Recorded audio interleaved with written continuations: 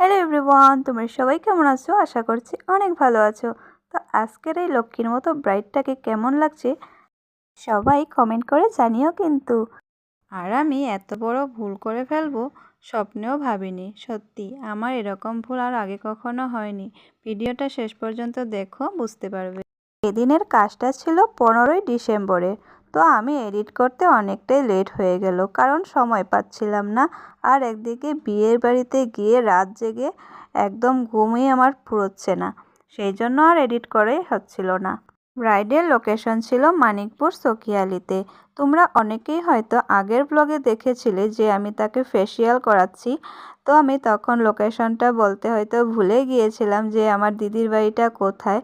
তো এটা হচ্ছে আমার বড় জিজুর ভাস্তি হয়, তার বিয়ে। আর আমাকে মেকআপের জন্য বলেছে, আর ইনভাইটও ছিল, সেই জন্য আমার দুই বোন আর আমি চলে এসেছি। আর মা আমার মেয়ে আগে চলে এসেছিল।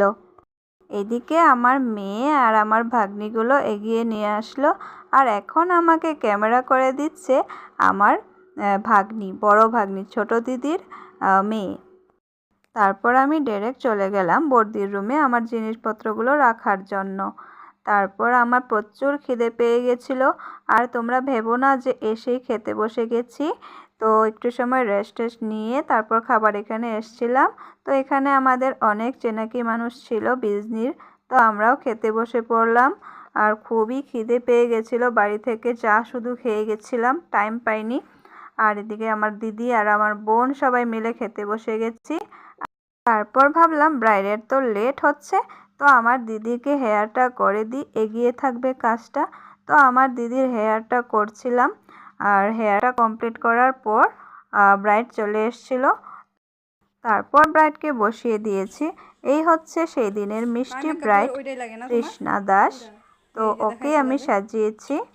আগে থেকে একটা লুক ও পছন্দ করে রেখেছিল। তো ও বলেছিল সিম্পলের মধ্যে রাখার জন্য। তো আমি একদমই সিম্পলের মধ্যেই রেখেছিলাম আর আই মেকআপটা। তো একটা জিনিস আমার অনেক বড় ভুল হয়ে গেছে। তো এরকম ভুল আমার আর আগে কখনো হয়নি।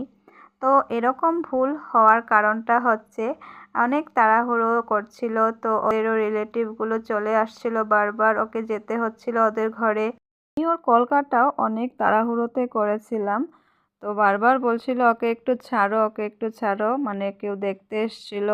তো আমিও ওকে পরে ছেড়ে দিলাম কোনো রকম কলকাতা করে। তোমরা হয়তো দেখে বুঝতেই পারবে যে ওর আইল্যাশটা লাগানো হয়নি। তো আমারও তাড়াহুড়োতে মাথাতেই ছিল না, আর ওর আইল্যাশটাও হারিয়ে গেছিলো। তারপর ওকে আমি ওর বিয়ের পিঁড়িতে বসার আগে আগেই ওকে আইল্যাশটা পরিয়ে দিই, কিন্তু কোনো ফটো ভিডিও নিতে পারিনি। আমারও অনেক আফসোস হচ্ছিল, মন খারাপ হচ্ছিল যে কতটা বড় একটা ভুল করে দিলাম আমি। তো এখানে আমারও সেরকম দোষ ছিল না। তো এতটা তাড়া দিলে আমিও সত্যি ভুলে যাই অনেক কিছু। তো আমাকে রিল্যাক্সে কাজ করতে দিলে ভালো লাগে। আর কাজটাও অনেকটা নিখুঁতভাবে করা যায়। তো আর কিছু করার নেই। তো এরকমভাবে ওকে সেই ফটো ভিডিওগুলো নেওয়া হয়েছিল।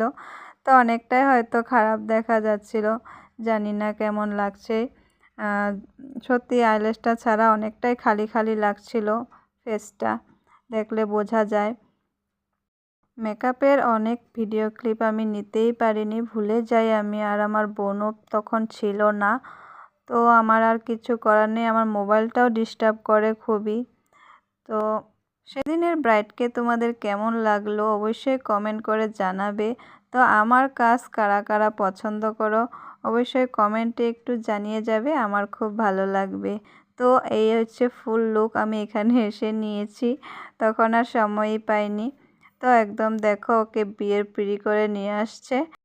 তো ওদের এদিকে পান পাতা দিয়ে মুখ ঢেকে আসার নিয়মটা ছিল না, তাই ওকে এভাবেই আসতে হয়েছিল।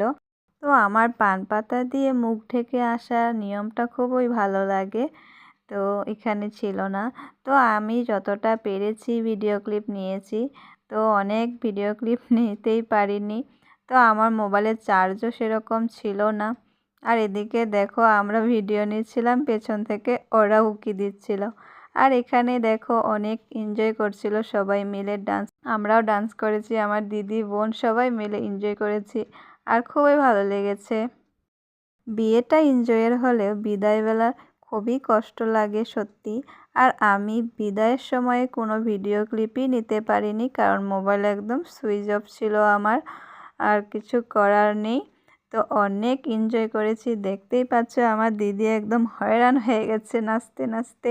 তো আমার বোনের অবস্থা দেখো আর কি লাফাচ্ছে, সত্যি খুব ভালো লাগছিল।